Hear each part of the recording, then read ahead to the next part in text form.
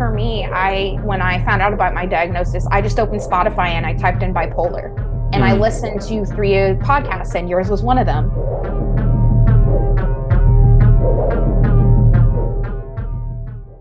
You're listening to the latest dose of Bipolar Recorder. This podcast may cause dizziness and blurred vision. Enjoy.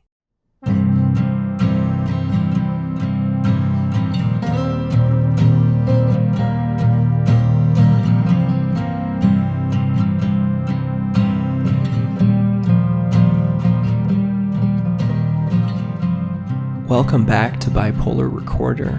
My name is Hunter Keegan. Thanks for joining me, and thank you to everyone who reached out with well wishes after the last installment.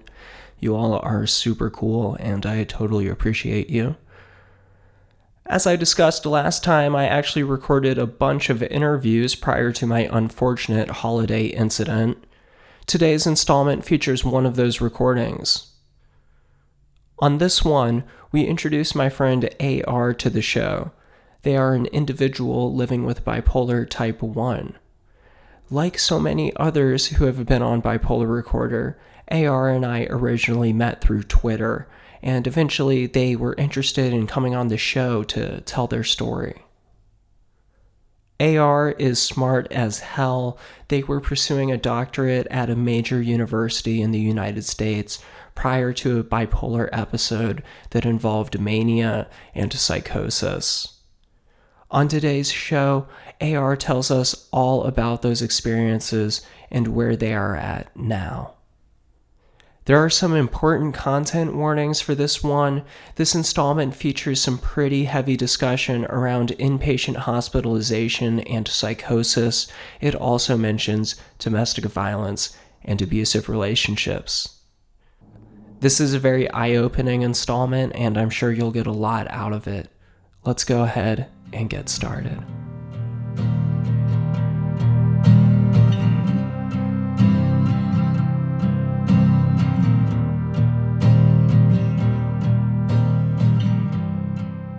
I am joined by AR. They are an individual living in California with bipolar disorder, and they have decided to come on the show and talk about their experiences with this complicated condition.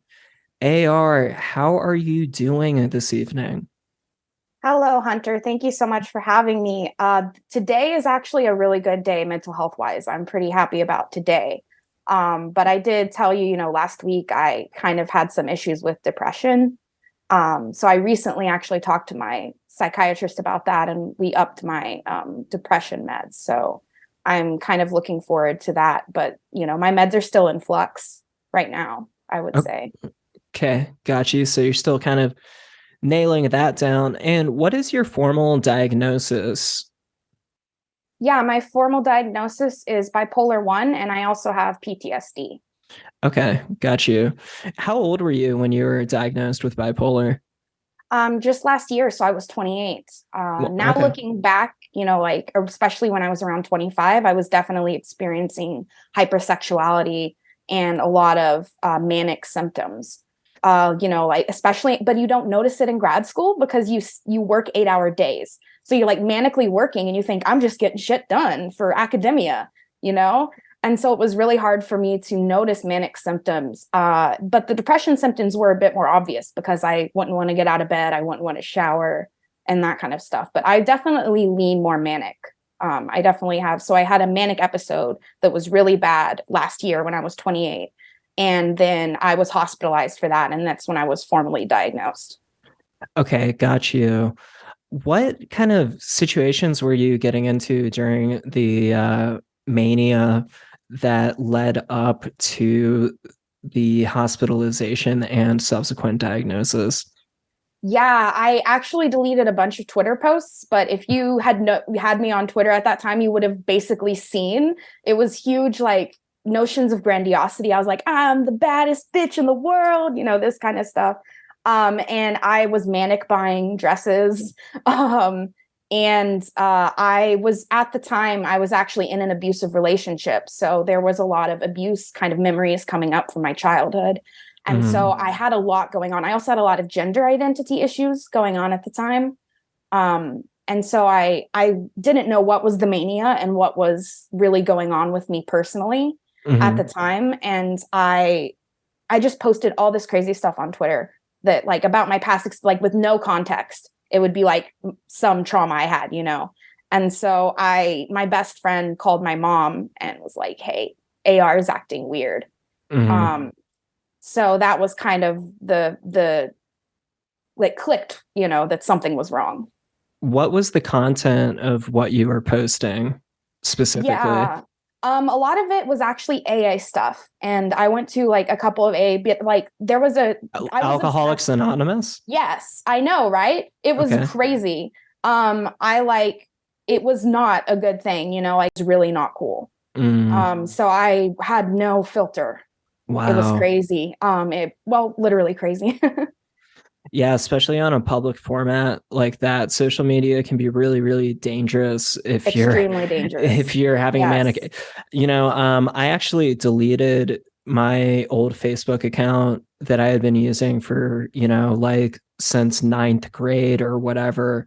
After I had my manic episode, I ended up just deleting the entire Facebook account because there was so much crazy stuff on there that I just didn't want to accidentally stumble across again or have to think about again.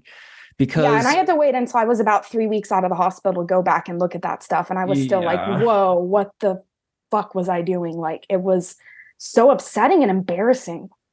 Yeah. And it also establishes a eerie timeline for how things escalate.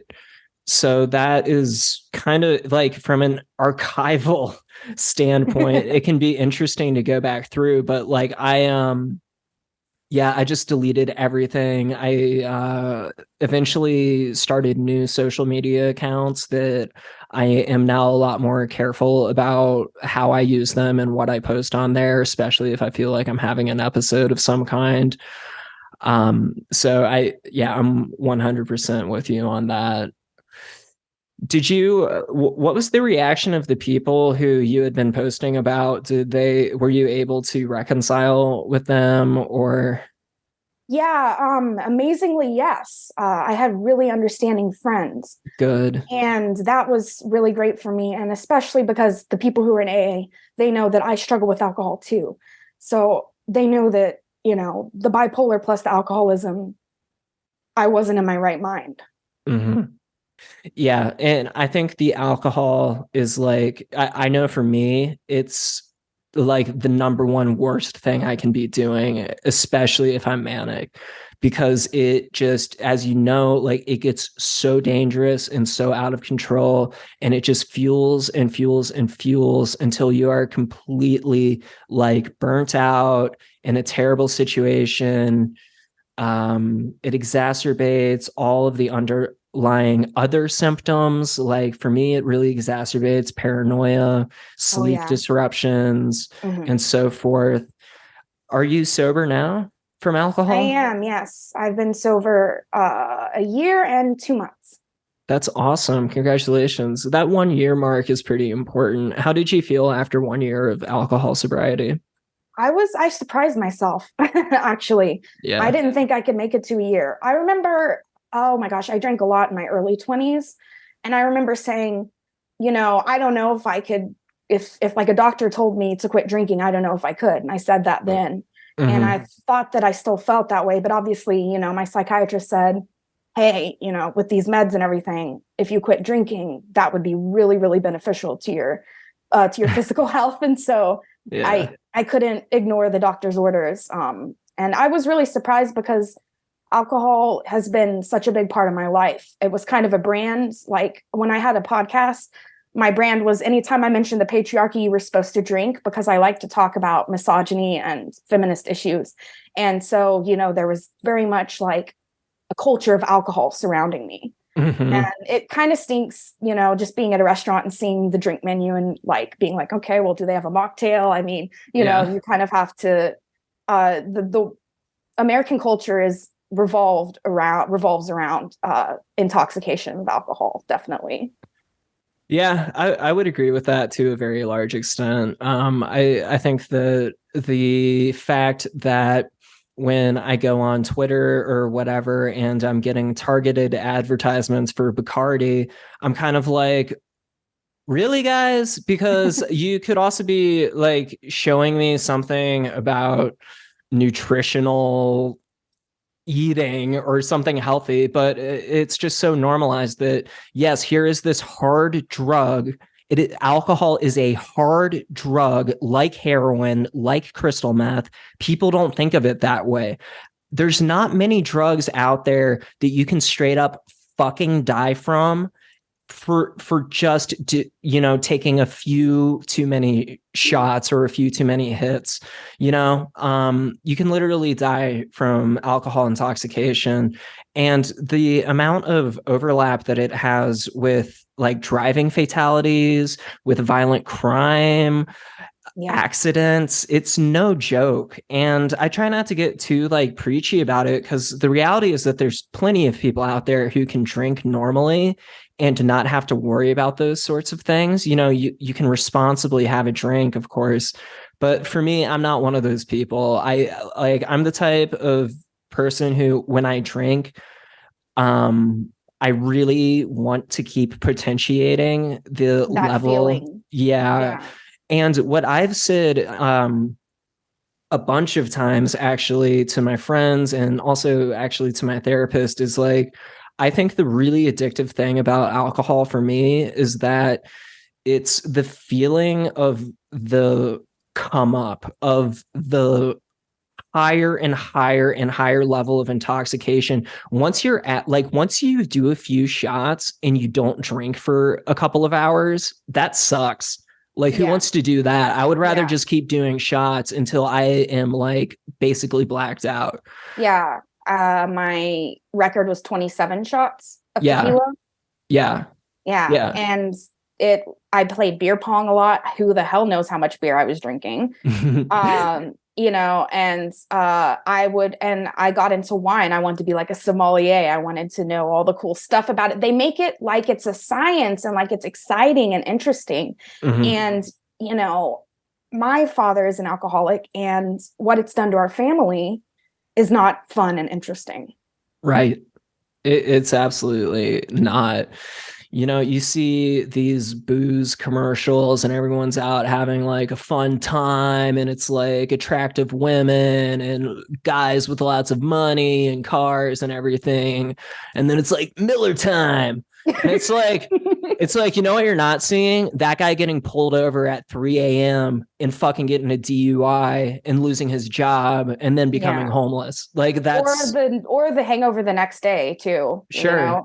It's one of, it has a lot of, and you can have withdrawals from it too. Yeah, you can die from alcohol withdrawal. Yeah. And I know I have a friend whose father did die from alcoholism, and she actually encouraged me to go to a meeting for families of alcoholics, and that was really helpful for me. Yeah, that sounds like it would really make a big impact, for sure. And dying from alcoholism is like one of the most gnarly ways to go out, like liver failure and cirrhosis. I mean, Jesus Christ, I can't imagine going through something like that in your final days. What an awful way to go out. No judgments whatsoever to anybody who is still drinking or who thinks they may have a problem. I don't judge people. I think that for me personally, I've had to become completely abstinent from alcohol. I recognize that that may not be possible for everyone or not necessary for everyone. But it is a very well-known fact that substance abuse disorders tend to overlap with bipolar disorder. Absolutely. So let's tie this back to what we were talking about just a couple of minutes ago, which is, how did you end up at the hospital after you said a friend had called your mom and your mom was okay. Could we pick up from there? Yeah, sure. So I was in Chicago at the time, actually, living with my then fiance, now very much ex fiance. And I really was doing all the Twitter stuff. My mom was on Twitter and she was like, what the fuck is happening? And then my friend who's not even on Twitter called her because we were talking on the phone, and I was just, first of all, I couldn't stop talking, just free flowing ideas, no filter. And, and she was like, whoa, AR's talking about some crazy stuff.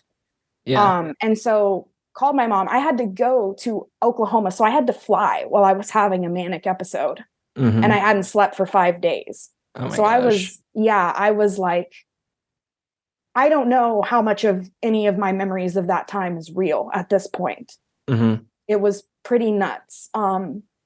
But I came to Oklahoma, and the worst thing happened to me, which is I had to be hospitalized in Oklahoma. And it has one of the worst healthcare systems in the nation. So I was sent to a state-funded hospital that was very much mostly for the homeless. I think it was me and one other person that had a home to go back to after, and not some kind of, arrangement that needed to be done with a social worker. So I was in a place that the most downtrodden of society, spent their time in. And it really made me realize the intersection between homelessness and mental health. And, it made me really rethink the way that we look at people who are obviously having hallucinations. Now that I myself have had them, I look at it completely differently. So when I was in the hospital, it was tough because they wake you up every 15 minutes with their blood checks. And that just, I didn't get it because I was like, you tell me I need to sleep. And then the sleep is so important with someone with bipolar disorder. And then you wake me up every 15 minutes. So it felt kind of like torture a little bit, sleep deprivation torture. But, they had me on trazodone, so I was able to sleep. But it was just the feeling of no privacy really hurt me, because I'm an only child. I've only grown up with the most of space and privacy and room to do my thing. So I was really, I felt imprisoned. And when I went to the hospital, I didn't go there willingly. The cops actually had to pick me up from my childhood home and handcuff me. Which was extremely traumatic. Why were the police called? My parents were trying to get me to go to the hospital, and I wasn't, and I was screaming and throwing things, and it was getting violent. Got you. I had a similar experience with getting detained after a very intense altercation with my dad. And I talk about this very briefly in a couple of other podcasts that I've been on, but the situation had escalated to a point that was not physically violent, but there, I guess, was enough concern from the authorities, as they were, that this guy could potentially be dangerous. So lots of yelling, lots of agitation. My parents didn't see it, but I grabbed a knife. Oh, really? So it got, Did the cops see that? I got the taser pulled on me. I didn't, not detonated, but they pulled the taser. And, if I was a person of color, they probably would have pulled the gun, but that's another story. And I had to drop the knife, and then I had to get down on my knees, which hurt, and put my hands behind my head. And I was like, what? I thought I was getting arrested. Right. I didn't know that they were, quote unquote, trying to help.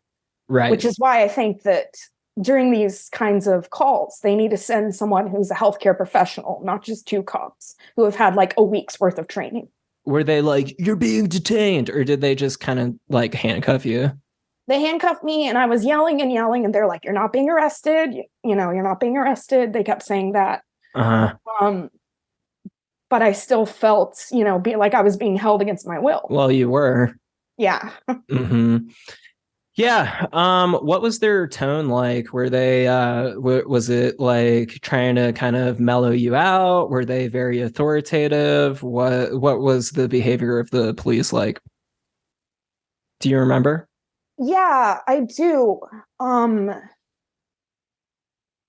They were authoritative, and the one that talked to my parents, they told me, he was very like, I understand, she's going through something, we're sending her to the hospital, she's not, we don't know where she's going to be yet.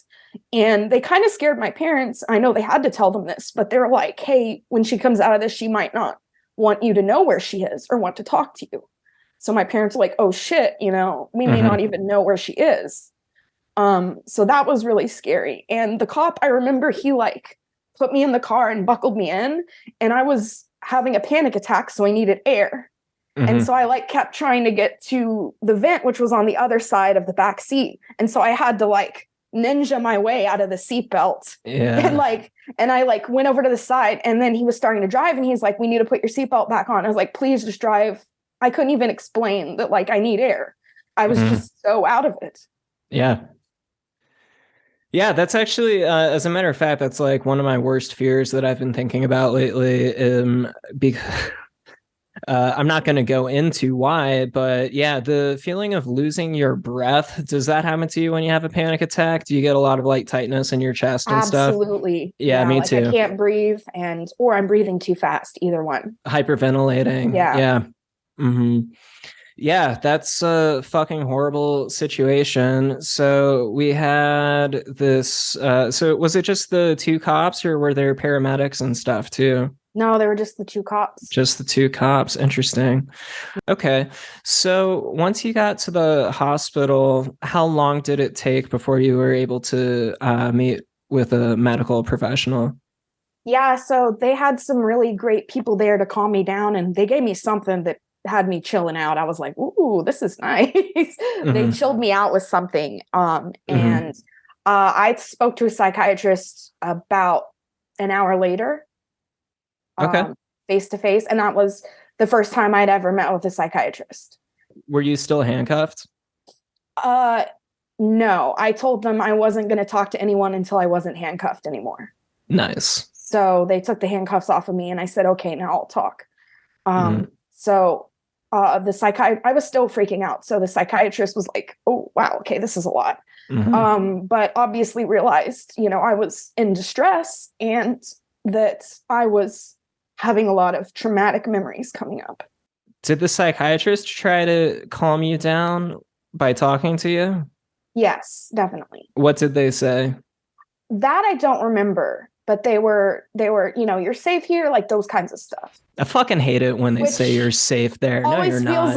It always feels a little, it was kind of infantilizing. You're safe. That's why we have guns and tasers and handcuffs. At that point, luckily, like the cops were gone. They dropped me off and left. I took the handcuffs off and left. Right, but did you feel safe when you were having a panic attack in the back of the squad car? Yeah, no, exactly. So when, you're safe, we're here to help you. It comes across as complete bullshit if you're someone who's been just fucking brought in the way you and I were. It's not helpful. It's very disingenuous, especially like for me, I was also having symptoms of psychosis, and I was very convinced that the government was after me anyway. And so it was like, here are your psychotic fears now realizing. And I handled it like a straight up G because I'm very, very good at emotionally regulating.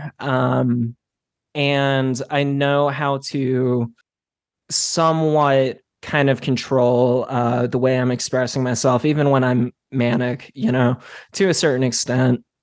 How safe overall did you feel in the hospital after the doctor had told you were safe and gotten you to chill out a little bit? How were the next couple of days like, and how long were you there for?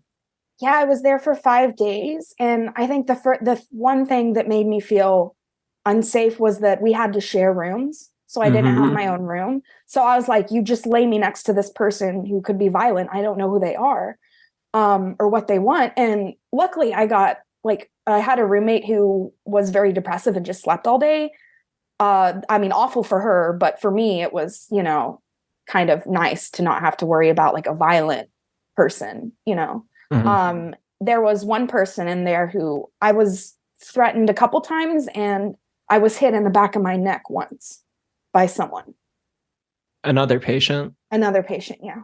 What happened then? There was a trans kid that was there, and I'm very passionate about trans kids. And so she was confiding in me, and she was like, "Can I have a hug?" And I said, "Of course you can." And so I gave a hug, and then she was like, "You lay off her," and then like hit me in the neck, and the body, like the security was on it pretty quickly. But it was just like you're saying about feeling safe. I felt like I was on the schoolyard and there was a bully or something, and they were like, "Hey, feel safe."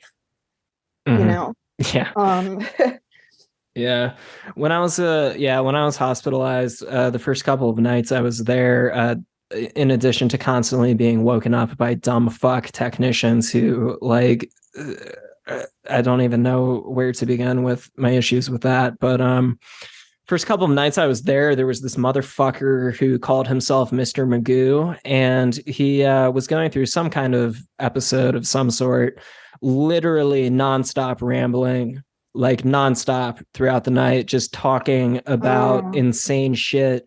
And I'm there also having an episode. Your own stuff. Yeah, exactly. Dealing with my own shit. And I was like, I cannot listen to this motherfucker.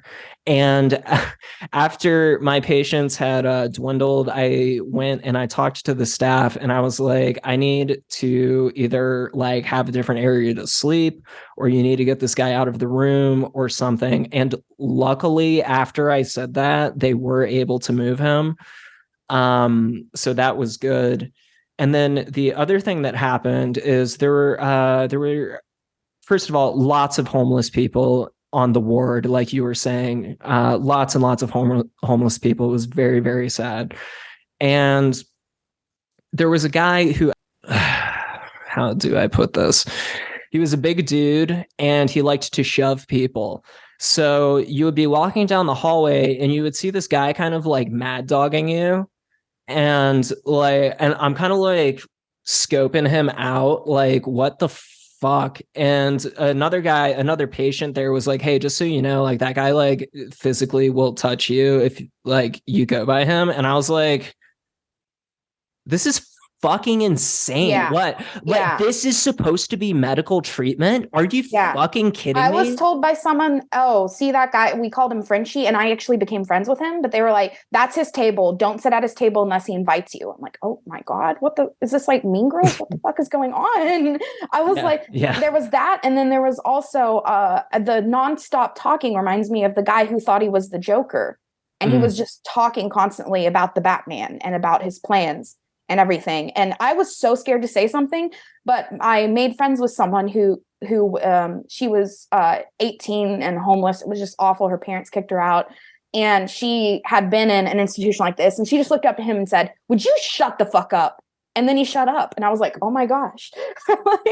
I was so scared to say anything. And he just went, "Okay," and walked away. And then the people who I didn't expect violence from would be violent. It was, my judge of character was like completely gone there, because everyone was at completely different levels of sanity.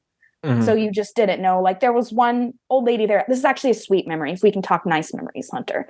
Mm-hmm. She had dementia and schizophrenia. So that's a really hard patient to take care of. And so she would just walk the halls a certain way and touch the wall the same way. And that's all she did all day. And I didn't think she was listening to anything anyone was saying. But I was sitting there going, "I really like these chips. These chips are good. I finally had a good snack, like for the first time in 3 days."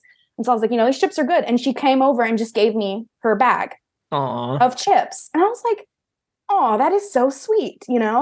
She probably doesn't remember her own name. But she heard that I like the chips. And so, gave them to me. Yeah, small things like that when you're in a completely dystopian scenario really speak volumes. I survived on the TV too, because they were playing Charmed and they were playing music videos from MTV. Mm-hmm. So I was like rocking out to Lil Nas X, then watching Charmed, watching my witchy girls kick ass. So I really liked that. One thing I kind of wanted to talk about is the gender discrimination, like there was a men only over here and women over here, and someone who is gender nonconforming like me, mm-hmm. I was automatically categorized as woman. So I was in the women's ward. Mm-hmm. And the dudes' TV often had better TV on. Like they had Mulan on, which is my favorite Disney movie. I was like, I'm so sad right now. Watching my favorite Disney movie would be amazing. But it's like, oh, you can't go because this is the male side. So I felt really like weird because I was going through a lot of gender issues. And this place was telling me, female or male, and that's it.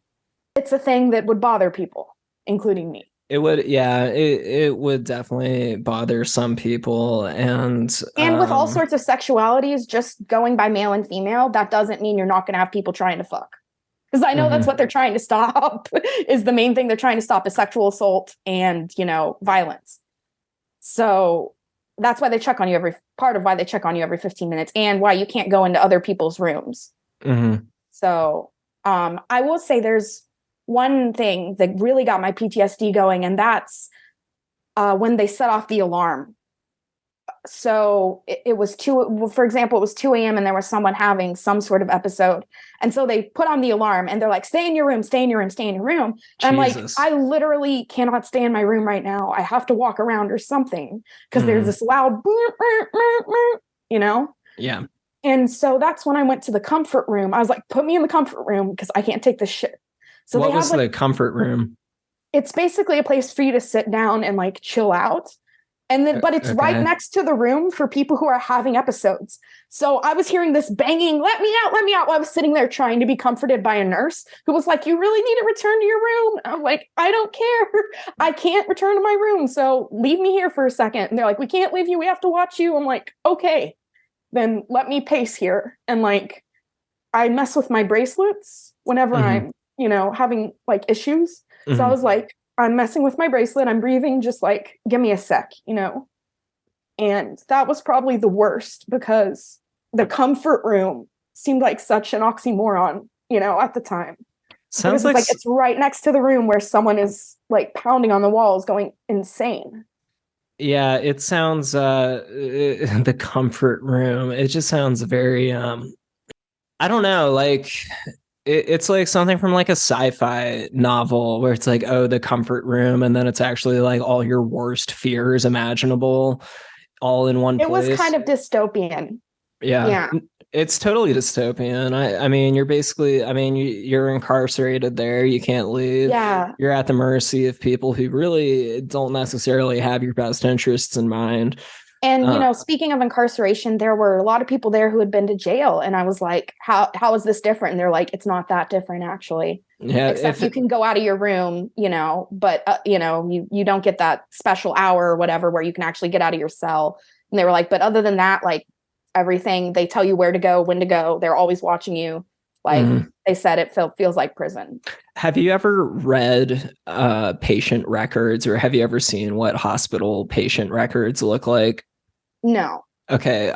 So it basically, the way they take notes on you and observe you when you're in the hospital, they're basically taking notes about everything that you're doing, anything that you're complying or not complying with, and that impacts whether or not you get released, basically. So if you do go through, and this is a me thing, but actually just earlier tonight, I contacted a psychiatrist who had dropped me many years ago, shortly before I ended up in the hospital, to get my patient records back. I'm curious to see if they still even have them on file. It's been over 5 years, so I don't know if they would even have it. But my point being that it's a extremely creepy setting. Yes. To have people psychologically trying to dismantle you based off of 15 minutes of interaction with a psychiatrist or intake specialist or something. It just makes no sense. So what were your ultimate takeaways from the hospitalization experience? Yeah, it made me rethink my priorities in life. This is weird, but I was a vegetarian for 11 years. And after getting out of the hospital, I went back to eating meat. Okay. Because I felt like I was so limited that once I got out, I was like, no more rules. I'm done with rules. So, I started eating meat. I mean, I eat vegetarian like 3 times a week, but I'm not like forcing myself every day to not, eat meat. So I still consider myself Buddhist too. So I didn't like change my religion. But that was one of the takeaways is like, what are my priorities in life? And I realized how much sanity was like as long as I have my sanity, that I feel like things could be good. I didn't realize that, once it's lost, also that your rights are kind of suspended a little bit for people who are quote unquote sane.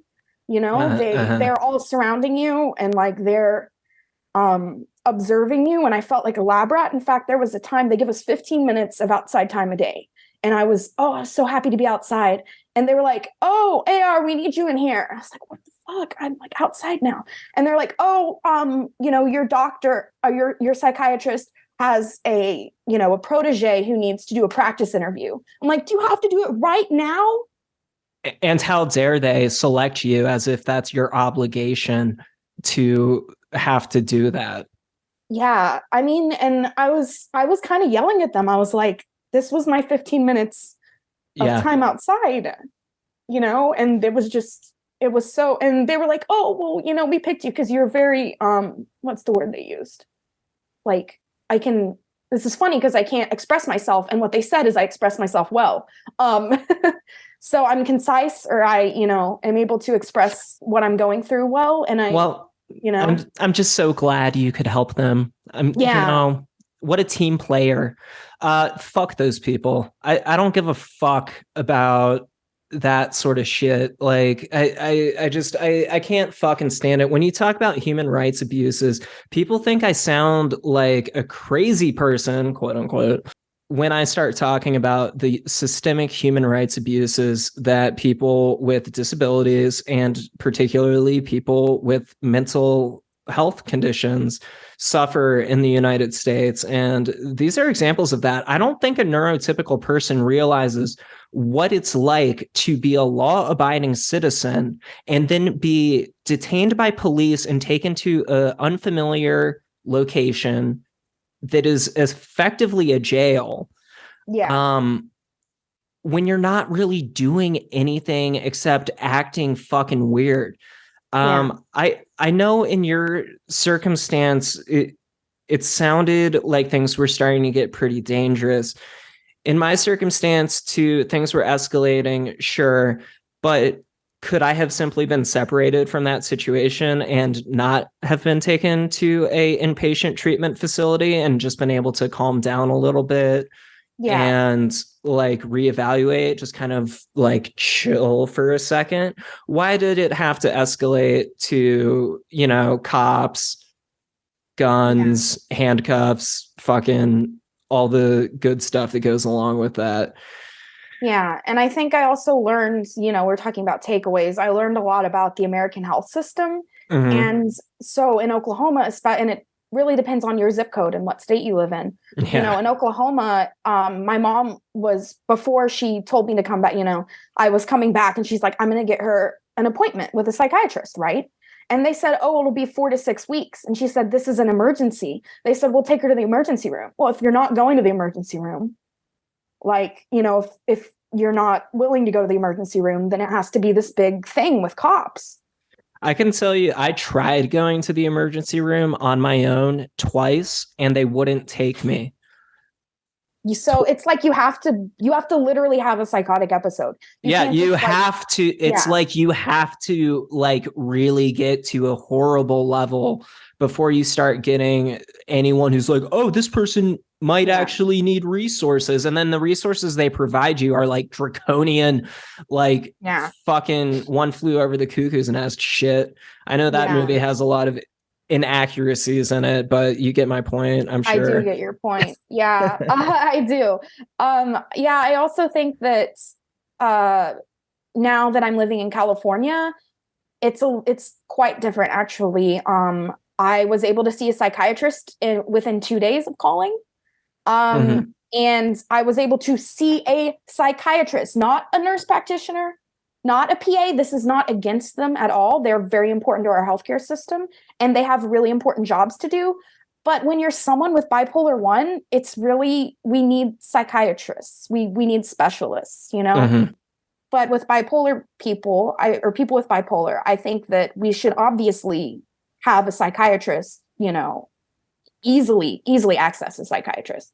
And I had to have a psychotic episode in order to even be assigned a psychiatrist in Oklahoma. And even then, you know, they only kind of kept me for so long. And so they have like all the psychiatrists there at that one hospital. And if you want to like find someone who does private practice, they're always full, but their nurse practitioner will help you. And if it's really bad, then they'll talk to the psychiatrist.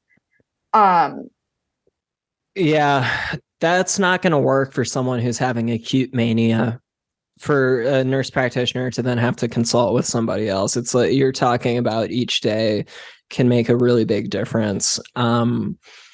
I agree with you completely. I think it's important for people to understand the differences in qualifications and levels of expertise when it comes to, for example, even the difference between an MD and a PhD. There's a lot of people out there who don't know the difference, don't even know the distinction between those different types of doctor. Yeah. You know? And I think it gets really hard for lots of people to navigate the services that they need, because for a serious mental illness, especially one as complicated as bipolar disorder, I really, really think it's important to be with a fully trained and licensed specialist to achieve a high quality of care. And that would be a psychiatrist. Yeah. Not like a social worker. I don't fucking know, because here's the other thing though. There's such a resource constraint in this country right now on the providers that are available. Some people have no alternative but to work with someone who has, for example, an MSW, Masters of Social Work, which is a lower level degree than, for example, a PhD or PsyD. It's tricky. There's a lot of different facets to it. What is the number one aspect of hospitalization that stuck with you? Number one aspect, let's see. I think the lack of privacy is what really stuck with me, and it made me very, very happy that now I'm currently living in a house and I have a lot of privacy. And it was really, I was in a 1-bedroom apartment at the time of my manic episode. So it was, you know, so one of the things that got better was the amount of room that I have. And I think that it also, I know you said one aspect. No, I mean, if you have more, that's fine. Yeah. And I think another aspect just is that the main takeaway that I took was just the absolute like crisis that is homeless mental health. You know, it was in my hometown in Oklahoma that I stayed, and I've pretty much decided never to go back to Oklahoma. So like that's kind of something that, and it's not just because of the hospital stay. It's because of a lot of other factors. But anyway, main thing is my healthcare. You know, I need to see a psychiatrist and I need to have my meds. And I also want to see a therapist as well, which I recently started therapy. And so I was able to have those things here in California. So, and you know, back in my hometown, back to the homelessness, just for 1 second, I saw 2 people out of the hospital after being out. I saw one person and they like had their car back and they were doing well and they were bipolar like me and they were taking their meds. And I was really glad to see that. And then I saw another person who unfortunately had returned to the streets and was not taking their meds. And I saw them and I greeted them and they were completely out of it. Like, you know, and I was like, oh, this is not good. It really broke my heart to see that. And so I didn't realize how much, you know, the mental health care system is mostly is kind of the main like thing that's quote unquote taking care of the homeless people. And yet it's so so terribly ineffective. Yeah. Yeah, the homeless situation is extremely complicated. I worked in social services for about 3 years and had a lot of interaction with individuals who were unhoused or homeless. I'm not even sure what like the politically correct term for that is these days, but a lot of individuals who were living on the streets and really, really needed help. And the barriers that someone who has a serious mental illness and is living on the streets, the barriers that they are encountering to have any fucking chance of recovery or maybe getting a job or being able to provide for themselves, it's really low. Yeah. It's really low, and that is just a huge tragedy, and it's another thing that lots of people don't think about, and it's another common outcome. Well, I don't know if I should say common, but it is a very real outcome for many people who have serious mental illness and don't have like a safety net. They don't have like a savings account. They don't have family who they can rely on, and very sadly, they end up on the streets without medication, without therapy, and they're the ones who need it more than anyone else. Like they are the most critical cases. So all sorts of problems are pervasive. One example, I'm on something called Medi-Cal, which is the California state-run healthcare, and I know that sounds terrible, but it's actually really good. I've paid $0 for my meds or for my doctor's visits, but their basic Medi-Cal is what you have for the homeless people. And to get an appointment is a 3-month wait, at least, just to get an appointment anywhere for any issue. Yeah. So people with an address, right, who are able to apply for the county healthcare Medi-Cal, they can be seen in the same week, but you have to have an address. You have to physically have a home in order to do that. So there's so many barriers that are set. And so they think, oh, what's these crazy, I hate using the word crazy, but these, crazy homeless people, why don't they just take their meds? It's not that easy getting them and then consistently getting the healthcare you need, not just when it's a crisis, is hard. Or just getting on the right meds in general can take years and years for some people. And if you're not housed, then like what are you going to do? So you brought this up just a couple of moments ago, and I wanted to talk to you more about some positive vibes since we've been going through this highly intense trauma. By the way, did you feel physically tense at any point while we were just talking about all of that? A little bit of my shoulders. Yeah. Yeah. I felt very tense in my chest, and I felt my heart rate elevated actually. Because like it's traumatizing stuff to talk about. It is. It's hard. Like I was saying earlier, I'm good at emotionally regulating, but talking about hospitalization and especially involuntary hospitalization seriously freaks me out. So let's transition to some good vibes, which would be that you are now in therapy for what I believe is the first time, right? Yeah, I would say the first time really seeking it out and making it a part of my life. When I was in 5th grade, they sent me to anger management and I had therapy there. And I was really angry that they sent me to anger management, which is kind of, that's a little bit, a bit ironic there. And when I was 21, I went in and talked to a counselor at my university at the time. And I went in and first of all, she said I have anxiety and offered meds. And then also she was very pretty direct that I was in an abusive relationship. And at the time I was not ready to deal with that. So I said I took the prescription, but I never filled it. Yeah. And I thought I can do it. It's fine. I'm just a busy college student and there's a lot going on, but I can, self-medicate with alcohol and, it'll be okay. Not to get sidetracked, but would you like to share what type of program you were in, the type of degree you were pursuing? Oh, okay. Yes. So I was working on my bachelor's when I was, which was when I went in to go, and I got the prescription, didn't fill it. But then I did my master's in Colorado, and then I worked on a PhD for 3 years here in California. Yeah, and a PhD is no small undertaking, and for privacy reasons, we don't have to go into specifics, but you were studying a very advanced area that, like most people, would not even know where to begin with. So you're very highly educated, you're very intelligent, and look at these conditions that we still live with. Right? Yeah. These issues impact everybody from all socioeconomic backgrounds. So regardless, it's not just people who are on the street. It can happen to anybody. In terms of the therapist who you're currently seeing, what are your impressions so far?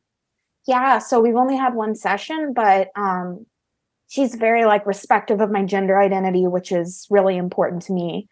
And she also, I think she's very understanding. And the most important thing is she's a good listener, like you a lot of times you just want someone to listen to you, and you want to be open with someone without, if they're your family or they're your friends, like you just have a different relationship, with your therapist. Cause I kind of had that from 5th grade.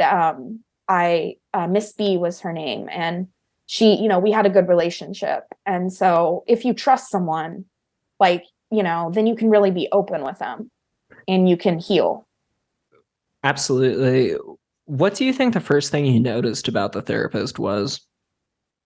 Like a trait or quality that appealed to you? Yeah, I would say compassionate.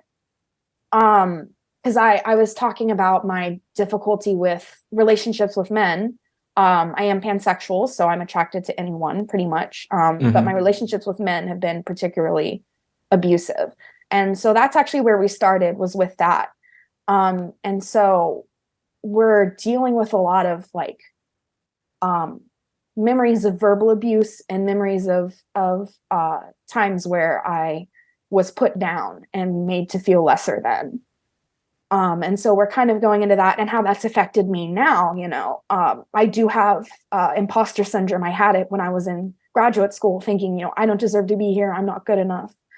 And so that's something I really want to work on with my therapist, is, the kind of self-confidence that really comes from within and isn't, this kind of manic confidence, which isn't real. You think like, oh man, I was saying all sorts of stuff, like I got job offers, stuff like that. Nothing that was true. I was like, I got this. I want real confidence, confidence that comes from knowing yourself and knowing kind of what you want in life.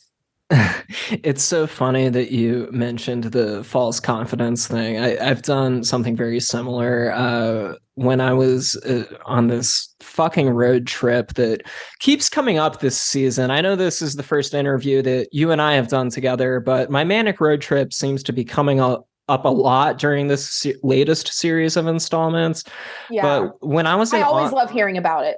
I do, because it's like when people ask, oh, so what's a manic episode like? A lot of times I'll just be like, well, my friend Hunter went on this crazy road trip. I'm like, oh, wow. That's a lot of energy. It's like, yeah, that's the point. Not sleeping and all this manic energy. A lot of really strung out, like high strong cocaine feeling energy. Yes. Yeah, it's not great. But so I was in Austin at one point, and I was going around telling people that I was like an exotic leather like designer. Oh my God, I didn't know this. This is the best part. How have you not said this part before? Well, I'm writing about it in my next memoir. Actually, Nice. This next book that I'm working on goes into a lot more detail. And for some reason, I invented this persona that I was just rolling with. And I was doing it kind of as like a joke to myself, where I was like, ha ha ha ha ha, I'm just being like silly. I'm just like, ah. But then I think it crossed a threshold where I was actually just being a total dick, and people were like, get away from me. But it's funny how things like that happen. So I don't know. I've done that too. in the past. Yeah. I get it. I've been there. Yeah, the that kind of confidence is a little scary because you feel on top of the world and yet you're in such a tenuous position. Mhm. It's, you're really on the edge of sanity, and yet you feel like I felt like for once in my life this cosmic puzzle came together and made sense. Like I kind of was at this level of enlightenment or Mhm. intellectual, understanding that others just weren't at.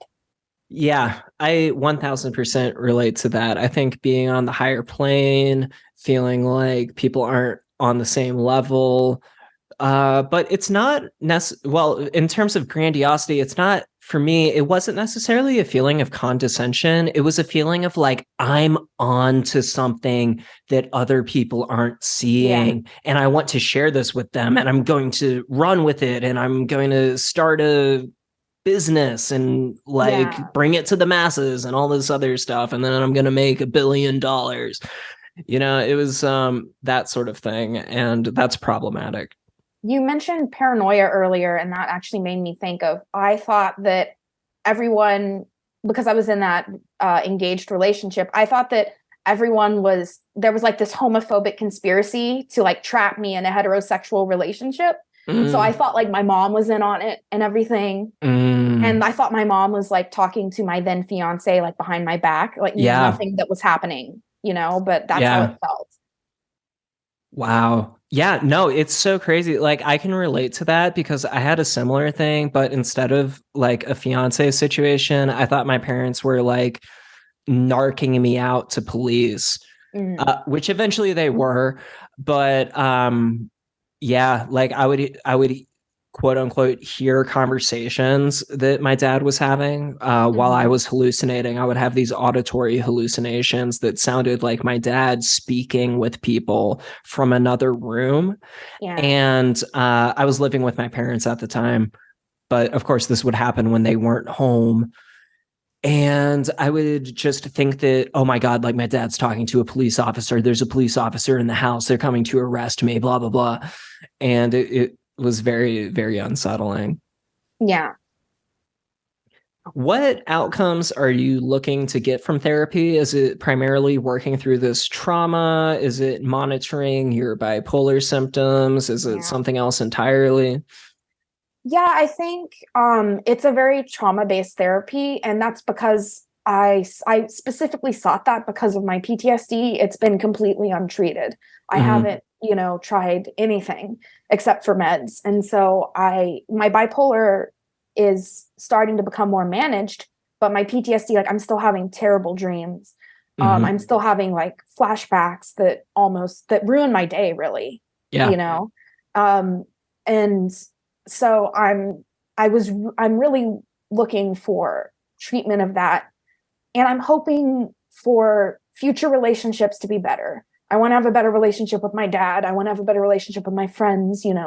I want to be more understanding, more compassionate, I listen more because, especially my friends, because I put them through a lot during that manic episode. So it's like, I want to use therapy to better myself and to show I'm not saying like it's how I look to other people, but I kind of want to show people that like I am taking my mental health seriously, that I'm not just kind of apologetic about my manic episode and I don't take responsibility for things, like it's not your fault, but it is your responsibility, your mental health. Yeah, that's an interesting concept to grapple with, and I'm still trying to figure out how I feel about it. But it's a common perspective to have. Have you talked to your therapist about doing exposure therapy for the PTSD? I have not. It's something that I've heard about, but I don't know enough to know if it would like have a feeling if it might work for me or something like that. I'm gonna, just kind of take the first couple sessions as they come, and then maybe ask my therapist about a couple of things that, something like exposure, something that, there's that light thing that they're doing now. EMDR. And I've heard that works really well if you focus on one really traumatic memory. and it helps your body not respond to the memory as, I'm not an expert, but it helps you not respond so traumatically to that memory. It doesn't erase the memory, obviously, but it kind of helps you,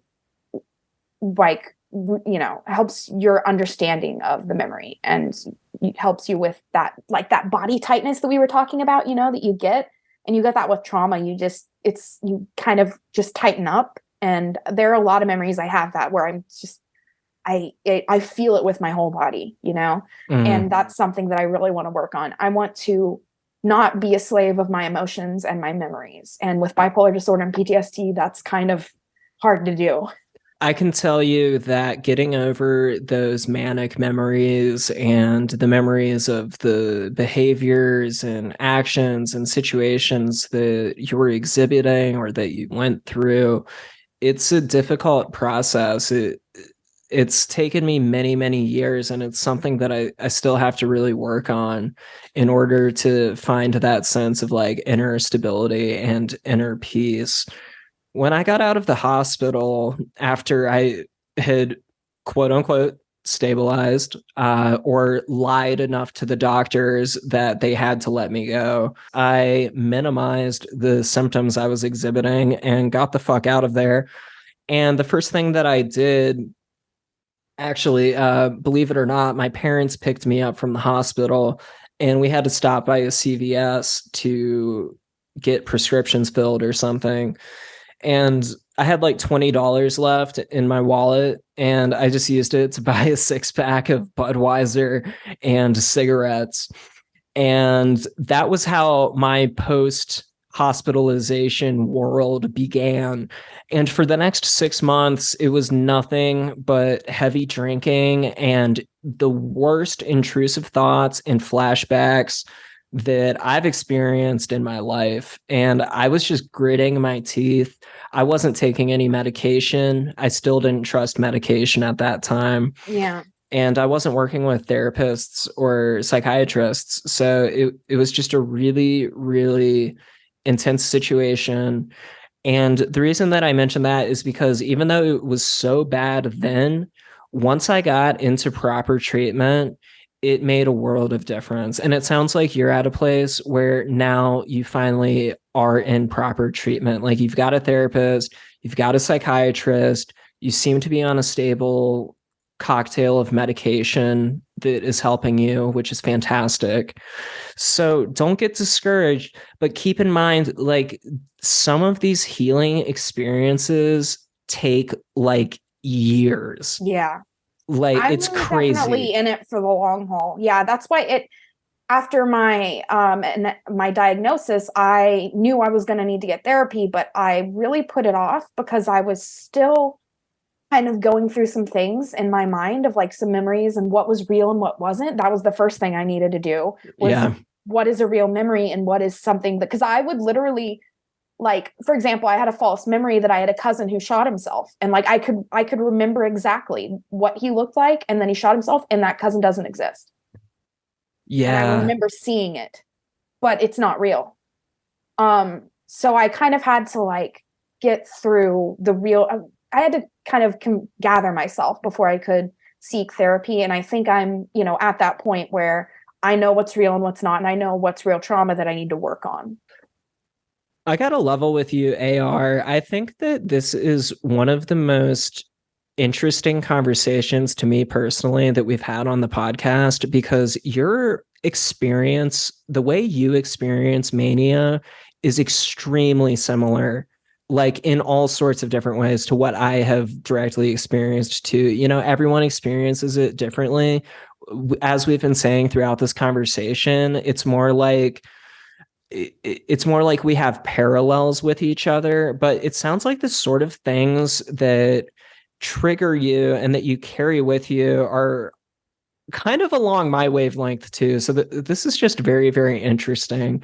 And I wanted to ask you this as well. Do any of those psychotic memories still feel real? Do you believe any aspect of them? Because I do, like in my own experience? If I'm being honest, yes, there's still a couple that I have to like catch myself on. I'll be thinking like, oh yeah, blah, blah, blah. And then no. Like, for example, and it's not even, this wouldn't be a real memory. This would just be a delusion. But I was convinced that this guy that I knew like wanted to marry me and have my babies. And he didn't. And to have his babies, you know. I was like, he can have my babies. That's the feminist way. Anyway, but yeah, I was convinced that was what, you know, and I was convinced he had a crush on me. And he doesn't. And so I still like, even just a couple weeks ago, I was like, oh yeah, but he said that because he likes me. I'm like, wait, no, that's not true. So, and that notion that he liked me was kind of egged on by my fiance. And I think my ex-fiance, I think he has some issues mentally with mental health, because he like actually made my psychosis worse. He like egged it on in a lot of ways. Mm-hmm. Was he like gaslighting you?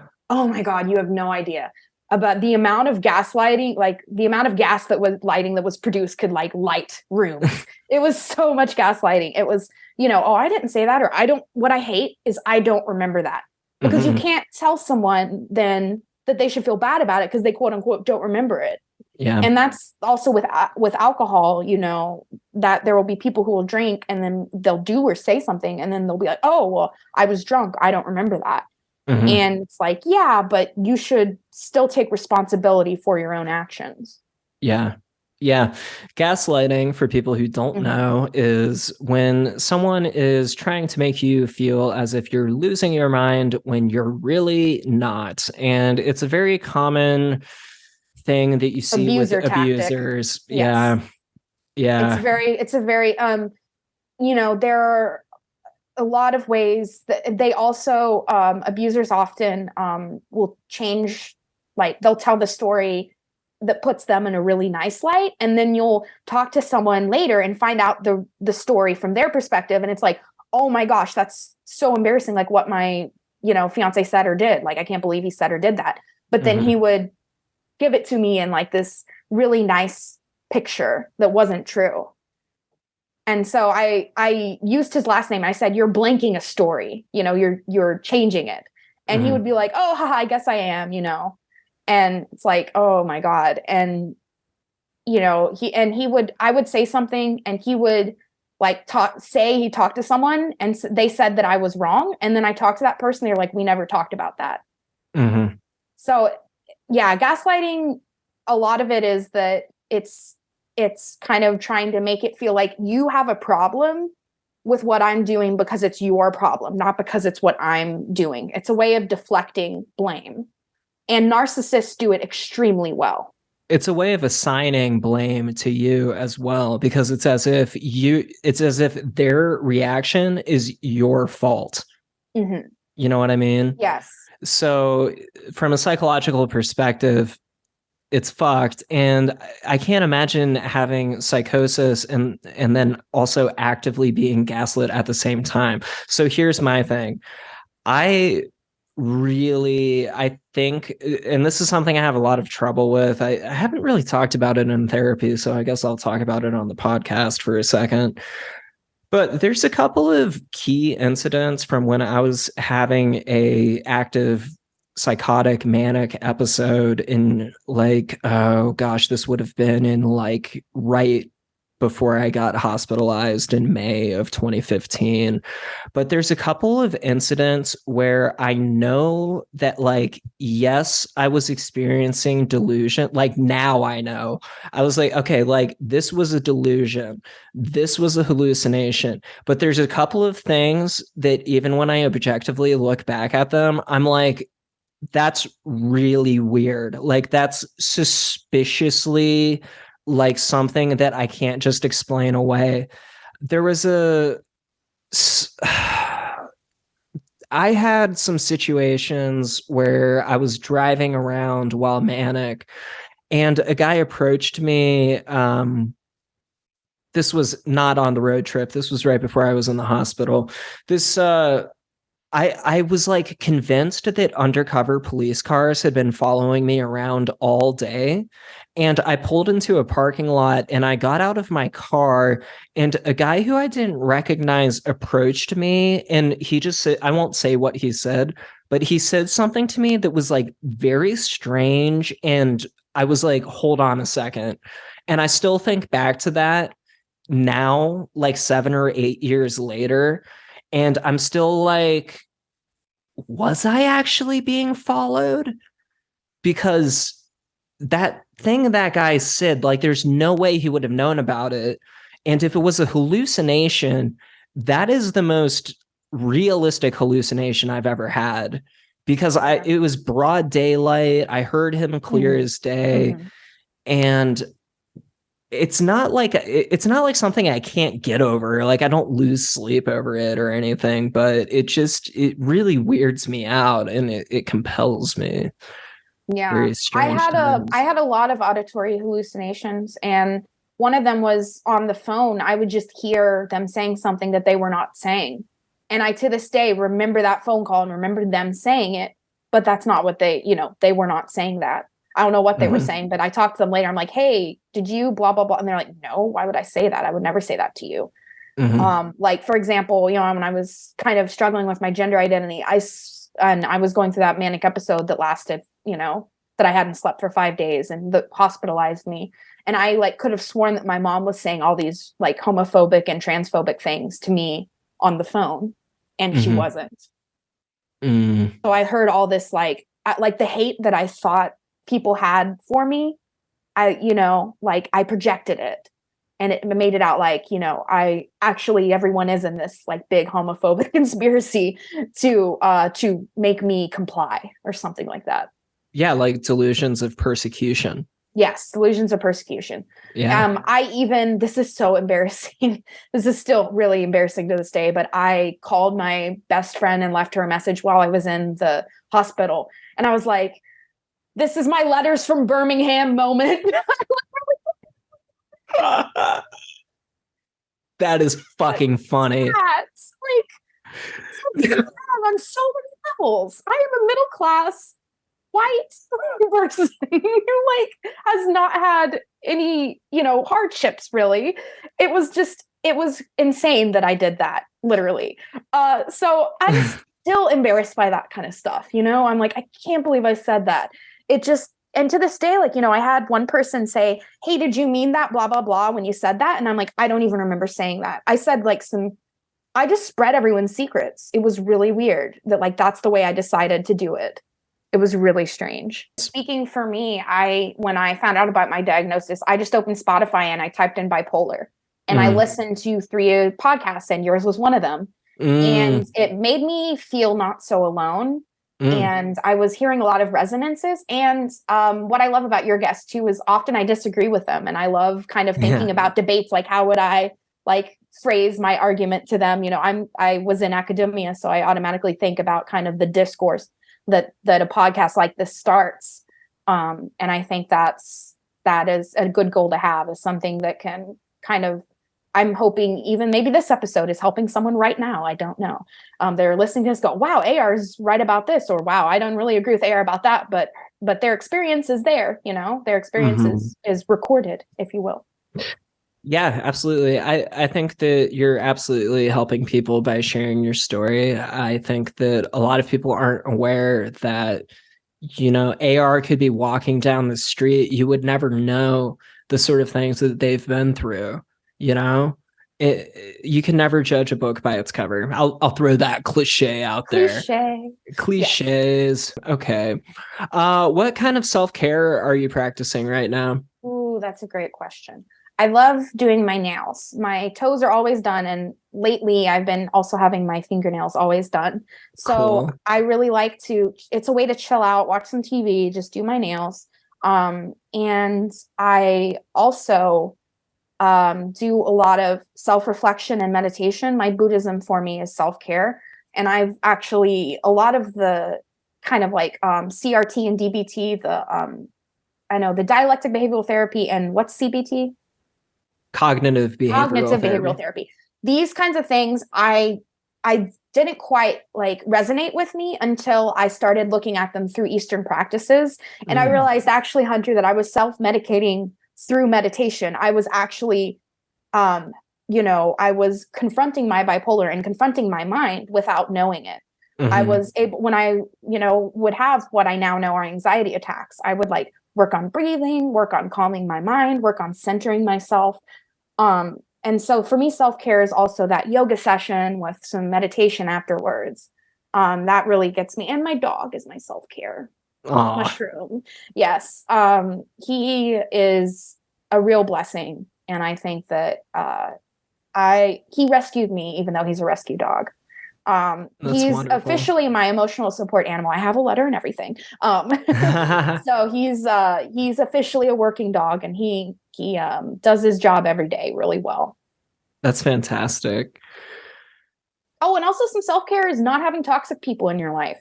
I've had to cut Yeah. out some people, a lot of family members too, because of just the, homophobic things they would say or ask, or because of, abusive things that would be said that are obviously meant to tear me down. Then I just don't talk to those people anymore. That's And I good. literally have just, like, my aunt, she messages me maybe every year trying to like establish contact, and it's been 5 years and I have never responded to her. Wow. So I think that to me is really self-care. And there is not a day really that I miss the people I haven't talked to, because I realize that the toxicity they were bringing into my life was actually bringing me down. I thought, like, my first ex, I thought I couldn't live without him. And then, the day that after we broke up, I realized I could totally live without them. Right. So, I've had my ex-fiance that I talked about, obviously I still don't talk to him. Even though he used one of those apps that makes your phone number come from a different phone number and tried to call me for a week straight. Yeah. And that was fucked up. And so, and I still have my first ex from undergrad. He still contacts me once a year after it's been 8 years. And we did not have a happy breakup. It was a very, very, dramatic and very abusive and very, like, it's not like we ended things friends. So it's weird that your abuser goes like, hey, what's up? Yeah. And of course, dead naming me, hey, what's up? It's like, hi, get the fuck out of my face. I don't know, I don't know who you think you are. So for me, that's a huge part of self-care, is really looking at who is in your life, and are they bringing, like that one organizer, does this bring you joy, right? So ask yourself, is this person making your life better? After you talk to them, do you feel exhausted? Do you feel like maybe they were just talking about their shit the whole time, and maybe they were shitting on you and you felt bad? How often do they need you, and do they, kind of pay you back? I'm not saying that you have to keep points, but is this a one-way street? A lot of my friendships, in undergrad, and a lot of my family members, they expected full loyalty and would not give it back. So, so I think that having toxic people in your life, and I think everyone listening to this has at least one toxic person in their life, just statistically, because of, you have an average of, I think, 6 to 10 friends, whatever, and definitely you have one in your family. That's for damn sure. Yeah. Yeah. Fantastic advice. Are you working on any projects right now that you would like to plug for the audience? I had a nerdy podcast, and I have a whole year of content there, and it's at Aemy Blackfyre, AEMY, and then Blackfyre with a Y. And that's it's about Avatar: Last Airbender, Game of Thrones, a little bit about Degrassi. I don't know if you've heard of that. It's a Canadian TV drama. I talk about a lot of things there. But I think that probably my personal Twitter, I also want to plug Amy the China, GEE1. It's supposed to be geek, but with a 1. And that's where I show my mental health journey. So that's where I'm going to be like posting about, changing my meds. I'm doing great, or not so great today. So kind of updates. And I really am getting more involved in mental health Twitter, which has been nice. Although sometimes it's kind of toxic. So you have to like choose don't just follow everyone is what I'm saying. Yeah. Yeah. But as far as personal projects, I am writing a fantasy novel. And I am hoping to actually, when I have something more solid, actually seek out an agent and see if I can't get that published. How far into the novel are you? I'm about 150 pages into it. Oh, nice. Yeah. Okay. So Wow. it's a book. I mean, it's already like Yeah. past novella length. Yeah. So it's definitely like a novel. And because I'm an overachiever, I already have like a trilogy planned. So it's like one of three. And I have like points where I like in the second book I want this to happen, in the third book I want that to happen. But I don't constrict myself by what I originally intended. If the character is going some other place, like I just kind of let the story naturally unfold. And if it feels wrong, then I delete it and I write something else. And then if I don't like that, I edit it a little bit and then maybe delete it again. And that's writing to me. Is, you were talking about self-care earlier, writing is really self-care for me. And I wrote today for the first time in 2 weeks and it felt amazing. And I just got one scene done. It was like a page and a half, but it made me feel like so good because I had been in a depressive episode. And so when I'm depressed, I don't write. When I'm manic, I write too much. And when I'm stable, I write a normal amount. Nice. Writing is definitely a great outlet. Obviously, I'm a big fan of writing to process things as well. So your podcast, what's the name of it again? Aemy Blackfyre, Aemy, and then Blackfyre with a Y. It's a name that's like, if you know Game of Thrones, you would know the reference to like putting AE in front of things. Like there are people named like Aegon and like Aemon and Aemond, like AE. So I just changed, my original name with that. Okay, got you. Well, we'll definitely put those in the episode description. As I always like to remind the audience, we can always find our guests' info in the episode descriptions. Okay, well, do you have any closing thoughts or anything for anyone? Anything else you'd like to add? We've been actually going for well over an hour now. Oh my goodness, the time just got away from me. I'm sorry about that. No, it's fine. We've been going for like an hour and a half. Wow. Yeah, then we should wrap up. I want to like speak directly to people who've been newly diagnosed. Like, I know it's really scary right now, and you might even feel a little like ashamed of yourself, like you're kind of insufficient and there's something wrong with you. And I just want to say that being bipolar and, having a serious mental illness is manageable now today. We have the technology, right? We have ways to manage our mental health. And just because you're not on the right meds now and things are going like really bad and you're up and you're down, that doesn't mean that in a year you're going to be like that. It doesn't last forever. Mm-hmm. And so working with a psychologist and a psychiatrist, you really, with good help, you can't go wrong. You can definitely live with being bipolar, and it won't be all your personality. You'll have your own personality and you'll just happen to be bipolar. Love it. Well, thank you for that. And thank you so much for walking through all this with me. I think we got into some really hardcore stuff about hospitalization. Super brave of you to talk about that so openly. And I really, really appreciate you coming on and sharing your perspective on all of that. So this has been a great conversation, and I would just like to thank you one last time. Thank you, Hunter. Absolutely.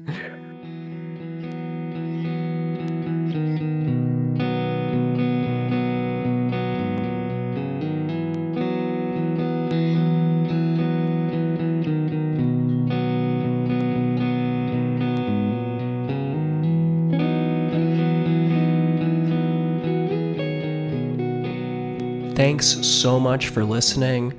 I'd like to thank AR for being so bold as to share their story on the show.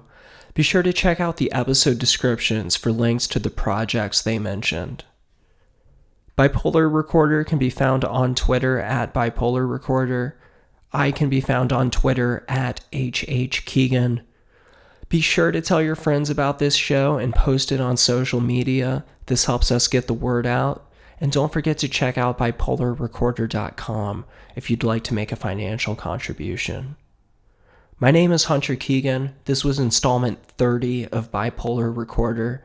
Have a safe day, evening, or night, wherever you are.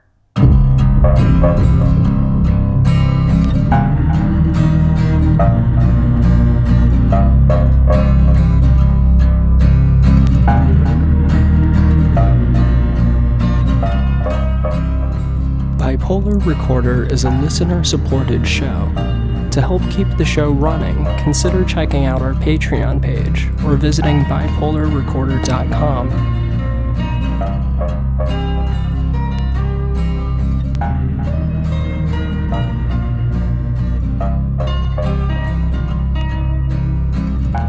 Unless otherwise stated, the hosts and guests on Bipolar Recorder are not licensed mental health professionals. Bipolar Recorder is not a substitute for therapy or professional medical intervention. If you are having a mental health crisis, please contact your local emergency services.